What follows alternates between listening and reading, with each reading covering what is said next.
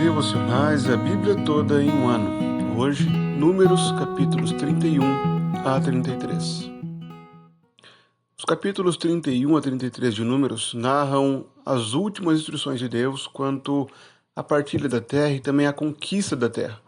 Nós vemos no capítulo 31 a vingança contra os midianitas e a purificação realizada no povo. Após os midianitas servirem de tropeço para Israel, introduzindo mulheres que levaram Israel ao pecado, à idolatria, agora o Senhor ordena que o seu povo faça justiça e assim se vingue dos midianitas por todo o mal que promoveram. Israel então ataca os midianitas, leva cativo os seus reis e também as mulheres e crianças. Porém, o Senhor em seguida os repreende por terem levado as mulheres que já haviam se casado, que já tinham tido relações com homens, e agora o Senhor ordena que sejam mortas e que sejam poupadas apenas as crianças, as mulheres, as meninas, as crianças pequenas do sexo feminino. Em seguida, o Senhor estabelece também uma lei quanto à purificação, ordenando os modos como todo aquele despojo e também os soldados de guerra deveriam ser purificados, para aí sim poderem novamente habitar no arraial, entrarem no arraial. Há então a divisão dos despojos e em seguida os capitães fazem uma oferta voluntária ao Senhor, uma oferta com grande quantidade de ouro, mostrando toda a provisão de Deus, estabelecendo também isso como um memorial, como uma lembrança, para que as futuras gerações se lembrassem daquilo que o Senhor fez para Israel diante dos midianitas. O capítulo 32 narra o pedido da tribo de Ruben, da tribo de Gade, e depois a inclusão a meia tribo de Manassés, nos povos que pedem uma terra do lado leste do Jordão. A terra prometida, Canaã, ficava após atravessar o Jordão, mas essas tribos pedem para ficar com aquela porção de terra que ficava antes da terra prometida, que ficava do outro lado do Jordão, antes da travessia do Jordão. E isso traz um certo desconforto para a narrativa, pois eles estavam claramente inclinados a escolher aquilo que era mais agradável, o que era mais confortável. Há até o risco anunciado por Moisés de que eles, ao ficarem naquela terra, não quisessem avançar para a batalha e assim desmotivassem as outras tribos a conquistarem a terra prometida, poderiam servir de tropeço para as outras tribos. Porém, diante disso, eles decidem tomar aquela terra, mas ainda assim ir para a guerra para ajudar seus irmãos.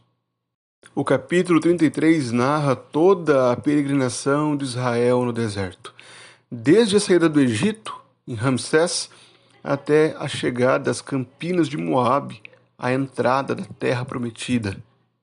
E a instrução final desse capítulo mostra justamente a vontade de Deus quanto à conquista, que todos os povos daquela terra fossem exterminados, fossem mortos, e que assim o seu povo tomasse posse daquela terra. Todos os ídolos, todas as figuras, toda a idolatria, todo o pecado daqueles povos deveria ser abandonado, para assim terem a posse da terra para adoração ao Senhor. Porém, se não fizessem isso, o Senhor puniria Israel. O Senhor faria com Israel o que planejava fazer com aqueles povos. Tudo isso ensinava a Israel que Deus desejava justiça. O Senhor queria punir aqueles moradores daquela terra, assim como puniu os midianitas, por terem levado Israel ao pecado. Além disso, também com os registros, poderiam ver como Deus estava conduzindo e conduziu o seu povo ao longo desses 40 anos no deserto, a fim de que assim pudessem ser limpos, purificados do pecado, da incredulidade de seus pais, e tomarem posse da terra pela fé, na confiança em Deus, conduzidos por Josué. Esses capítulos também nos falam muito sobre Cristo. Cristo pode ser visto como o verdadeiro juiz, aquele que traz justiça plena. Assim como houve vingança em relação aos midianitas, Cristo também estabelece a justiça perfeita nesse mundo. E a purificação que Cristo realiza, ela tem a intenção de conduzir o seu povo à terra prometida, que vai muito além de Canaã. Cristo nos garante um descanso maior, um descanso pleno nos novos céus e nova terra. Somos chamados para, ao olharmos para esse texto, notarmos que Cristo tem nos conduzido, que toda a nossa jornada aqui visa a sua glória. Assim, nós podemos aplicar esse texto a nós ao notarmos que não podemos tratar o pecado de qualquer forma.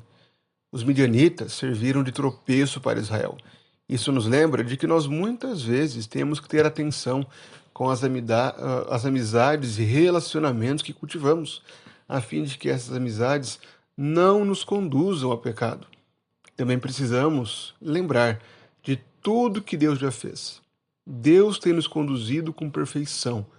Qualquer que seja a circunstância que passamos, nos tempos bons e tempos maus, o Senhor continua guiando a nossa vida e devemos, assim, ser gratos a Ele por tão boa mão que tem conduzido a nossa vida de forma poderosa e assim também mantermos o nosso olhar na promessa, sabendo que aquele que fez a promessa é fiel e tem nos conduzido até lá. Que assim, olhando para a promessa, nós descansemos em Cristo, sabendo que Ele tem cuidado de nós.